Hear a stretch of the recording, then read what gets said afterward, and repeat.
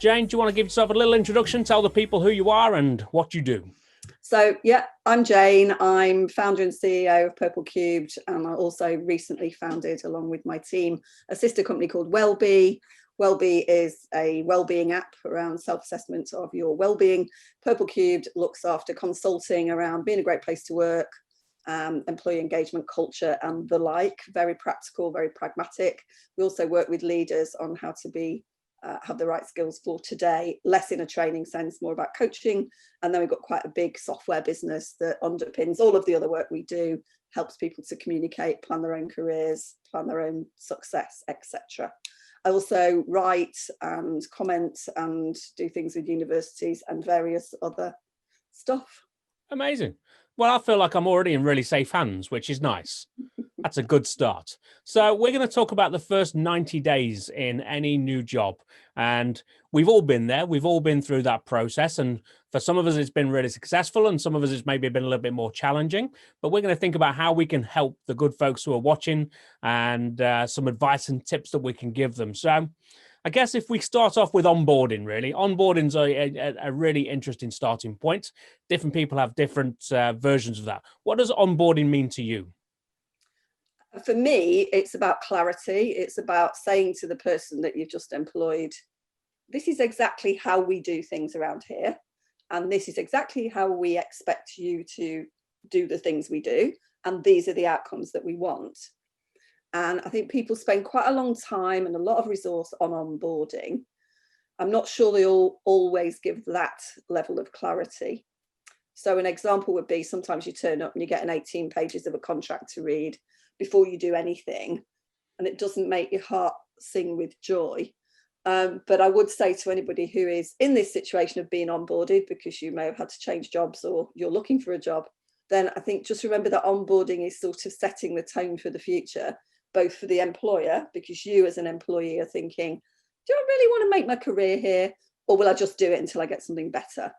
And, you know, employers talk a lot about that critical first 3 months where people do make their minds up whether this is a longevity job or a quick fix. And I guess lots of people are going to find themselves in a quick fix, but that doesn't mean you can't change that round. So look at all the people who come and work in hospitality for a summer and then go, actually, I'm going to dump my degree in aeronautics or something, and then go and, you know, do their future career in hospitality. So I do think it's a really important time. And it's a time to perhaps draw a line slightly under what's gone before. And what I mean by that is don't forget your previous experience and the things that you know, but be very open-minded towards what's coming next, particularly if you've lost your job and you're feeling a bit angry and a bit fed up and a bit anxious. It's probably not the time to put all of your energy into that negative stuff. Mm-hmm. Probably the time to say, do you know what, I'm going to somehow compartmentalize that. And I'm going to draw a line and I'm going to go into this new opportunity with a completely open mind. So 90 days is important for both the employer and the employee, really. I think you make a really good point there. Do you have any strategies as to how people could potentially kind of get into that kind of compartmentalization? Because it can be really difficult when you are feeling potentially frustrated or kind of emotions are running high to put that to one side and just think, right, I'm going to embrace this wholeheartedly. I think it is difficult, and different things work for different people. I think it's really good to write it down. You know, you can write a letter, do not send it, but write a letter to whoever it is or whatever entity it is you're feeling most angry with, and put your words on a page and just take it out that way. Don't send the letter. But it's very cathartic to do that because it actually helps the thought process around what's happened. So yeah, it's happened. You do inadvertently just think about why that might have happened, because I think if you've lost your job, it's probably not because someone didn't like you. It's because just economically they cannot afford to employ you. I mean, I know there are a lot of employers out there in hospitality who have moved heaven and earth to attempt to keep people. I mean, and it's a big sorrow for them because we all spend our times beating up about, you know, assembling our fantastic teams, and then they have to go, some of them, and then, you know, employers are beating themselves up about it, and the survivors who are left behind afterwards are upset, and the people who've gone are feeling angry, and all of that negative energy is just not really going to help. So I think if you can either write it down or go and talk to somebody about it, talk about how you feel, find a trusted friend, family member or whatever, just to get out all of that stuff before you start, then that's a very healthy thing to do. Because you can go, you're still going to feel maybe a bit anxious and you might feel a little bit nervous about what's going to happen, but at least you're not feeling angry and pent up, because there's nothing worse than turning up on the first day of your new job and, slagging off your previous employer, really. Not recommended. Not a strong look. Not a strong look. Really, no. So for me, that really ties into, I'm a big fan of Carol Dweck and her work on growth mindsets. And I think that ties a lot into that. So obviously that idea of kind of, rather than moving away from something, so the pain of kind of having lost that job, move towards the kind of the success and the opportunity that the new job is going to give you. And chances are you might be in a new job that you don't really want. I know lots of people at the moment have, particularly those who just come out of university, having to take jobs that are never the job that they wanted. But, make the most of that, because every experience is good experience, whatever it is. And, if you do have a job, if you're lucky enough to have a job in hospitality, those skills are so transferable. So I think if you've lost your job in hospitality and you have to go somewhere else, then it's about thinking about how those skills of resilience and teamwork and organisation and confidence and all of those things you learn in hospitality can be related to whatever else you end up doing, because you can. It's almost like, when they used to have national service in the 50s, I think you should have national service in hospitality, because the skills you get and the whole rounding off of your personality when you go and work in hospitality, I don't think you can get that anywhere else. I really don't. Yeah, so I agree. Don't underestimate the fact that your hospitality experience isn't going to help you in the future, because it so is. So there's a sunny thought to go forward with and lose a bit of anger. I'll take that. I will absolutely take that. And I think if you approach that first 90 days with that kind of positive mindset and kind of understand that actually everything that you've learned up until this point, you're going to be able to implement and put into action and going forward, then you've got a much better chance of being successful. So we've gone through the onboarding process, and you're absolutely right. It's very much it's about that kind of download of information and making sure that kind of the culture, the vision, the values of the mindset of the business is very much kind of embedded in those people. How do I go about making sure that I'm making a good impression in those first 90 days? Okay. So listen really carefully. If you don't really understand, ask questions. People won't think that you're stupid or you've not been listening, because you're getting inundated with a ton of information and you can't your brain physically can't take it all in. So make sure you're clear, going back to the clarity thing, write stuff down. And then I think the quickest way to make an impression is do the things you say you're going to do. Don't overpromise. There's a big enthusiasm thing when you get, yeah, I can do that and I can do that and I can do that. But if you can't do it, or you can't possibly do it in the time or to the standard or whatever, then it's better to say, actually, maybe I'd need a bit of support with that. And, promise the things you can do.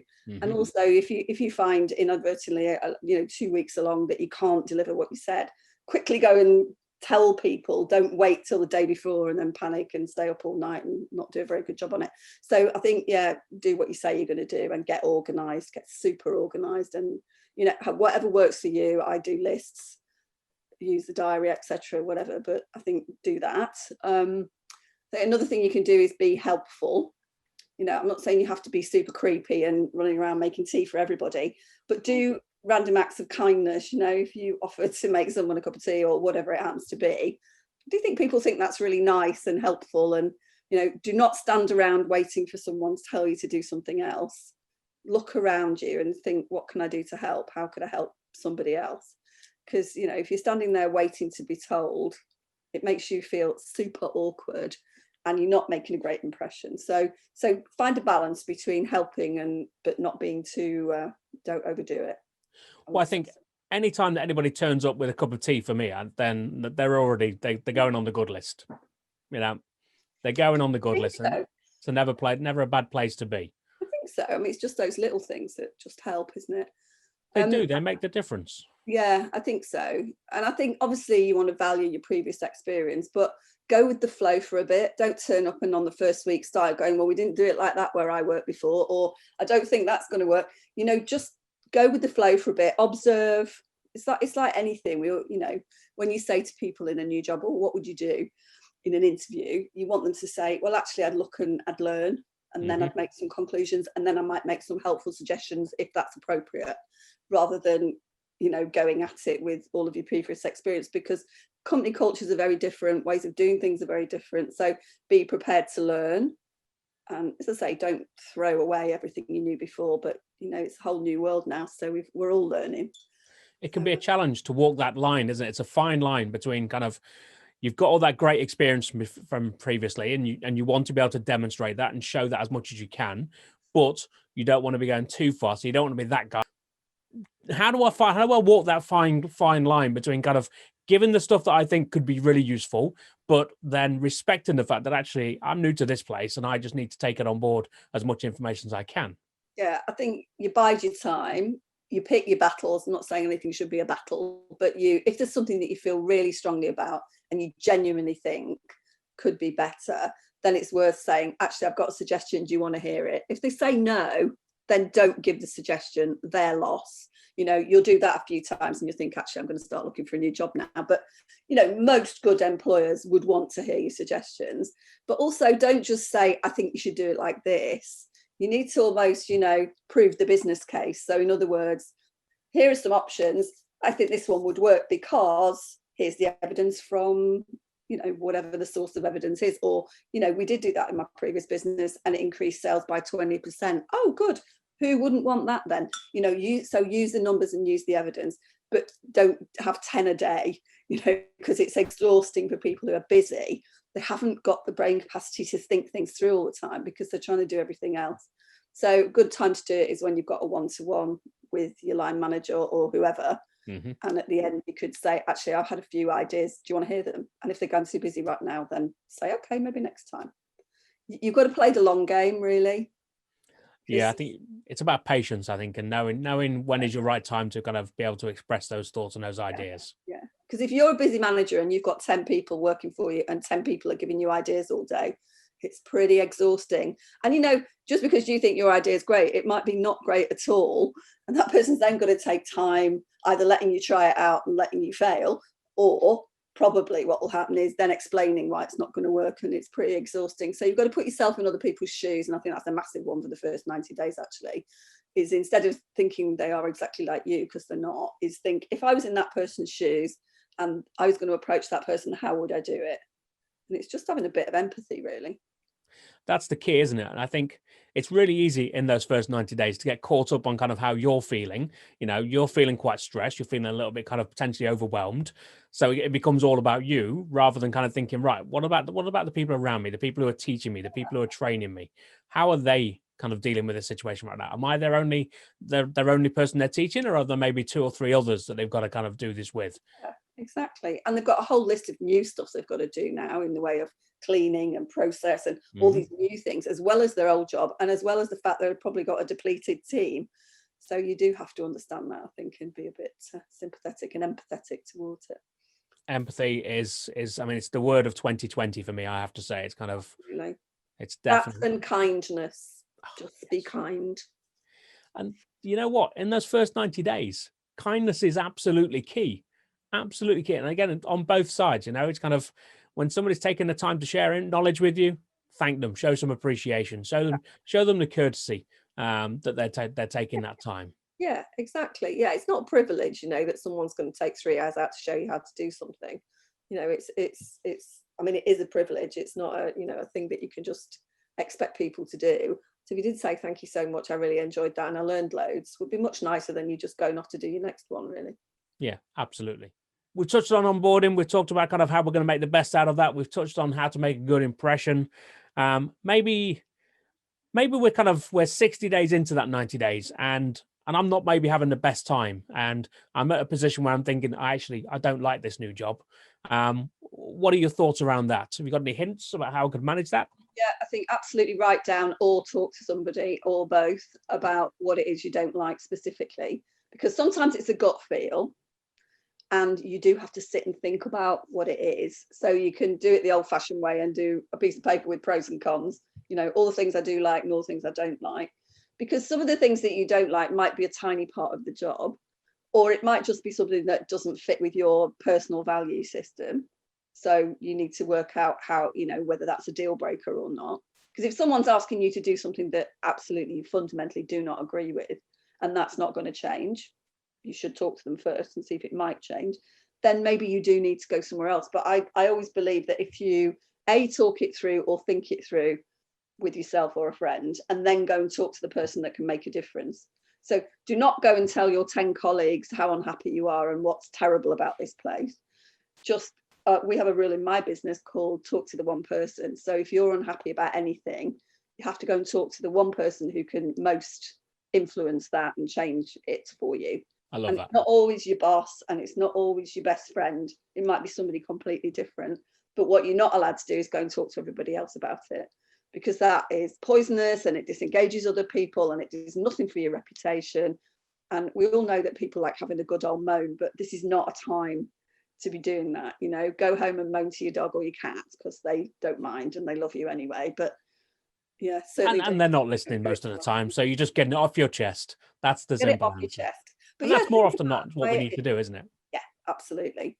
And just going on that sort of disengaged bit, I think in the first 90 days, you do get the disengaged, i.e. the people who are the moaning people or the people who are unhappy in the jobs. They do tend to sort of focus in on new people sometimes, because everybody else is bored with hearing it.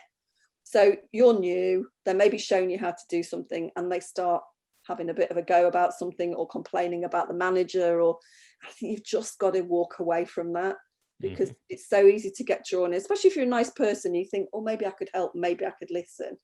But I think if you listen to the poison, it sort of seeps in eventually. So yeah, beware the disengaged. If you can help them, great, but don't let it kind of get you drawn in. It's not healthy. Top draw. Amazing. Well, I think we've covered some really useful stuff there. Thank you very much for your time on that. It's been an absolute pleasure. And likewise, thank you.